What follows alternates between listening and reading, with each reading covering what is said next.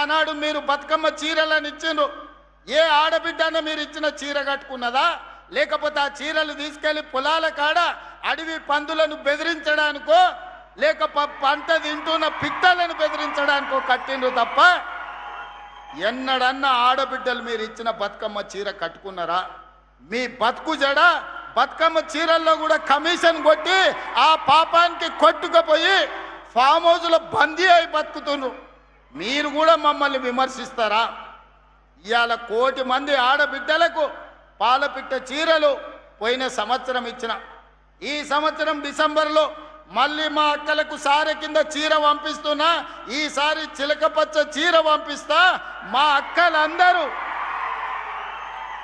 సంతోషంగా పండుగ పూట ప్రభుత్వ కార్యక్రమాల్లో వచ్చే సంవత్సరం చిలకపచ్చ చీర కట్టుకొని రావాలి. అదేవిధంగా స్వయం సహాయక సంఘాలు ఆనాడు 0 వడ్డీ గుండు సూన పెడితే సీతక్క వచ్చిన తర్వాత మా ప్రభుత్వంలో బట్టి గారు 60,000 కోట్ల రూపాయలు 0 వడ్డీతోని ఆడబిడ్డలకు ఇప్పించి బ్యాంకు లింకేజ్ ఈరోజు 2,000 కోట్ల రూపాయలు ఈరోజు మిత్తి కింద బ్యాంకులకు చెల్లించినాం. ఇదే కాదు, ఈనాడు పెట్రోల్ బంకుల వ్యాపారం చేస్తున్నారు. ఈనాడు హైటెక్ సిటీ పక్కన స్టాల్స్ పెట్టి ప్రపంచానికి వాళ్ళు ఉత్పత్తి చేసిన వస్తువులను అమ్ముతున్నారు. అదేవిధంగా ఈనాడు సోలార్ విద్యుత్ ఉత్పత్తి చేస్తున్నారు. మా ఆడబిడ్డలకు ప్రభుత్వం వచ్చిన 2వ రోజే డిసెంబర్ 9, 2023 నాడు మహాలక్ష్మి పథకం ద్వారా ఆర్టీసీ బస్సుల్లో ఉచిత ప్రయాణాన్ని అందించినాం. ఆ ఎల్లా అడిగాను మా అక్కలు, అయ్యా కండక్టరు మరి టికెట్ పైసలు అడిగితే ఏం చెప్పాలని. నేను ఒకటే చెప్పిన మా అక్కలకు, అక్క మీ పర్సులో మీ తమ్ముని ఫోటో పెట్టుకోండి. ఎవరన్నా కండక్టర్ బస్ కిరాయి అడిగితే ఇట్లా తీసి ఫోటో చూపించి మా తమ్ముడు పట్నంలో ఉంటాడు, బస్ కిరాయి పైసలు ఇస్తాడు, పోయి అడుగుపోను రాని. ఇవాళటి వరకు మా అక్కల్ని అడుగుతున్నా, అమ్మగారింటికి పోయినా అమ్మవారిని దర్శించుకోనికి పోయినా ఎవరన్నా మిమ్మల్ని బస్ కిరాయి అడిగినరా అక్క? ఎవరన్నా కిరాయి కట్టమని అడిగినరా? చెయ్యి అడ్డం పెడితే బస్ ఆపీరు, మీరు దిగుతున్న కాడ దించిపోయినరు తప్ప ఎవరన్నా ఒక్క పైసా మిమ్మల్ని అడిగినరా? ఇది ఉచితంగా రాలే.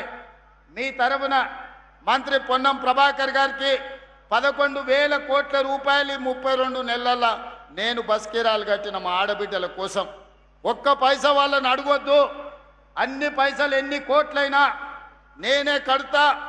రాష్ట్రం నలుమూలల మా ఆడబిడ్డలు ఎక్కడికి పోయినా, అమ్మగారింటికి పోయినా, అమ్మవారిని దర్శించుకోవాలన్నా అంతకుముందు ఇంటి ఆయన కాడే చేయి చాపితే ఈసడించుకునేటోళ్ళు.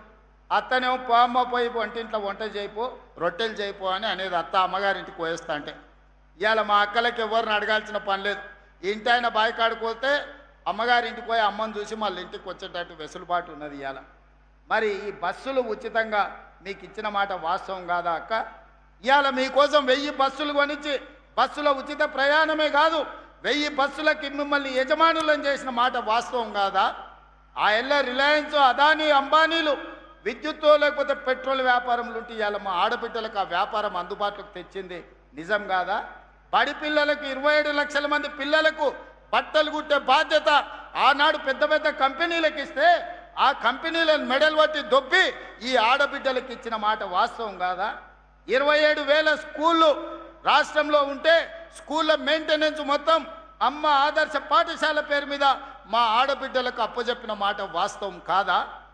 ఇవాళ ప్రతిదీ ఇందిరమ్మ ఇల్లు మొదటి విడత 4.5 లక్షలు, రెండో విడత 2.5 లక్షలు, 7 లక్షల ఇందిరమ్మ ఇల్లు ఇస్తే ఆడబిడ్డల పేరు మీదనే ఇల్లు ఉండాలి అని ఆడబిడ్డల పేరు మీద ఇవాళ ఇందిరమ్మ ఇల్లు మంజూరు చేసి 5 లక్షల రూపాయలు ఉచితంగా మీ ఖాతాలో వేస్తున్న మాట వాస్తవం కాదా?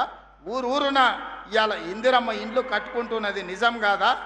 అందుకే ఆయన చెప్పిన, ఇవాళ మళ్ళీ చెప్తున్నా, ఆనాడు ఊరిచ్చిండు, డబల్ బెడ్రూమ్ ఇండ్లు అన్నాడు, డబ్బా కొట్టిండు.